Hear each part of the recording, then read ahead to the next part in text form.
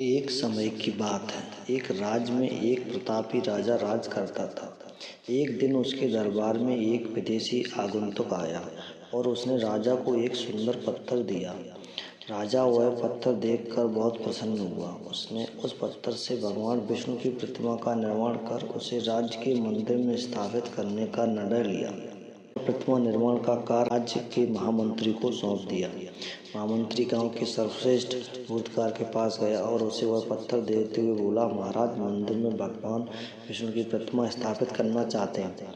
7 दिवस के भीतर इस पत्थर से भगवान विष्णु की प्रतिमा तैयार कर राजमहल पहुंचा देना।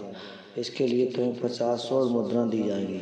50 स्वर्ण मुद्राओं की बात सुनकर मूर्तिकार खुश हो गए और महामंत्री के जाने के उपरांत प्रतिमा का निर्माण कार्य प्रारंभ करने के उद्देश्य से अपने औजार निकाल लिए। औजारों में से उसने एक हथौड़ा लिया और पत्थर तोड़ने के लिए उस पर हथौड़े से वार करने लगा, किंतु पत्थर जस का तस रहा। मूर्तिकार ने हथौड़े के कई बार पत्थर पर वार किए, किंतु पत्थर नहीं टूटा। 50 बार प्रयास करने के उपरांत मूर्तिकार ने अंतिम बार प्रयास करने के उद्देश्य से हथौड़ा उठाया, किंतु यह सोचकर हथौड़े पर प्रयास करने के पूर्व ही उसने हाथ खींच लिया कि जब 50 बार वार करने से पत्थर नहीं टूटा तो अब क्या टूटेगा।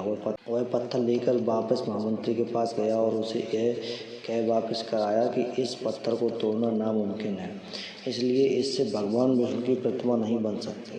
महामंत्री को राजा का आदेश हर स्थिति में पूर्ण करना था, इसलिए उसने भगवान विष्णु की प्रतिमा निर्मित करने का कार्य गांव के एक साधारण से मूर्तिकार को सौंप दिया। पत्थर लेकर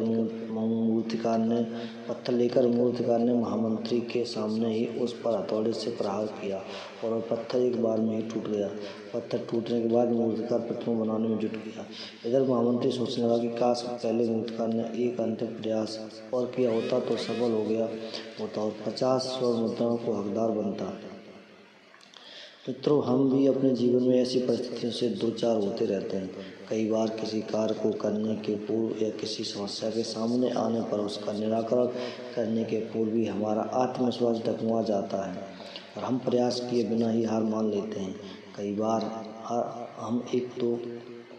हम एक दो प्रयास में असफलता मिलने पर आगे प्रयास करना छोड़ देते हैं, जबकि हो सकता है कि कुछ प्रयास और करने पर कार्य पूर्ण हो जाता या समस्या का समाधान हो जाता। यदि जीवन में सफलता प्राप्त करनी है तो बार बार असफल होने पर भी तब तक प्रयास करना नहीं छोड़ना चाहिए जब तक कि सफलता नहीं मिल जाती। क्या पता जिस प्रयास को करने के पूर्व हम हाथ खींच लेते हैं वही हमारा अंतिम प्रयास हो और उसमें हमें कामयाबी प्राप्त हो। और कहानी अच्छी लगी हो तो अपने दोस्तों को शेयर कीजिए और वीडियो को लाइक कर दीजिए, जिससे कि हमें ऐसी कहानियाँ बनाने में और मोटिवेशन मिल सके और आप तक पहुंचा सके। धन्यवाद।